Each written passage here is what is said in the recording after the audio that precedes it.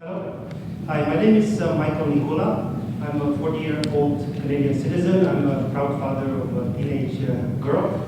I like to travel the world. I visited countries from North Korea, Burkina Faso, Laos, Colombia, Venezuela. I've visited 50 countries. I'm fascinated to see other places and learn from their culture.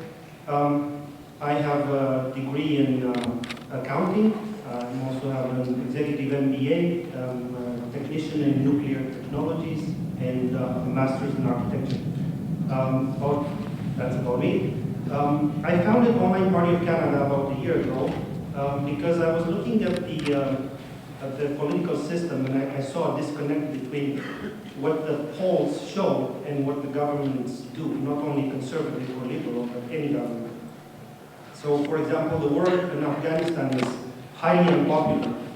More than 70% of the population doesn't agree with it. It was started under the liberal government, continued under a conservative government. So it makes no sense unless the conclusion is that we don't have a democratic system in Canada. And I can't find another reason for this to happen. Also, marijuana is an issue where more than 80% of Canadians support the legalizing of it. But for some reason, no government will touch that subject.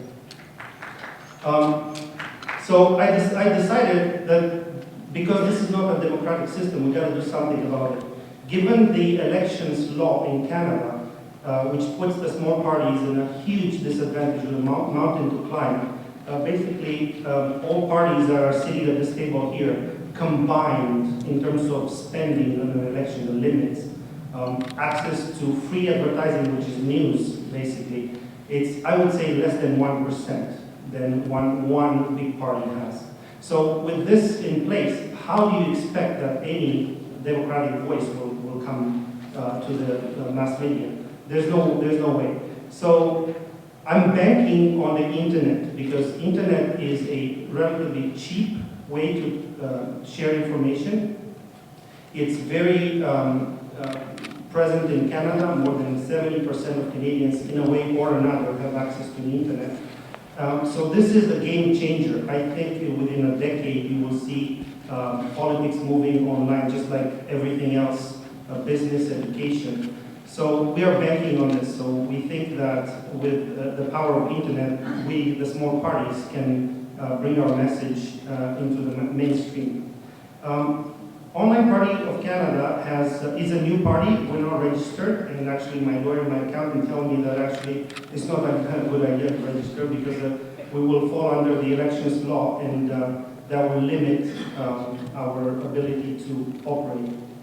So we're still pondering that. Online voting is not a new concept. It's been in place in Canada for over a decade. Municipal elections actually use online voting, so it's a tool that is recognized, that is safe enough. So I think I want to put that question to rest. That is it safe? Yes, it is safe. You do banking on the internet. You file your taxes on the internet, so it is safe. The way we operate basically is we don't have our own issues, our own agendas. We take issues and suggestions for issues from pretty much anybody who's, you don't even have to be a member of OPC. You can just log an issue. We have a team of editors who are researching it, documenting it, and post it for people to vote and comment on it. We welcome everybody, any Canadian citizen. We even welcome minors over 16, which are not allowed to vote, although they have a lot of stake in terms of their future. We have liberals, conservatives. My friend here, Mr. Blair, is a member. I'm not ratting you out here. I have former prominent members of the conservative parties on the website. So we basically welcome everybody. We tackle any issue. There's no issue that is taboo for us. We tackle legalizing euthanasia and prostitution and marijuana and the war in Afghanistan. Pretty much anything that comes out, we will edit it, and we'll have somebody post it, and then votes and comments are welcome.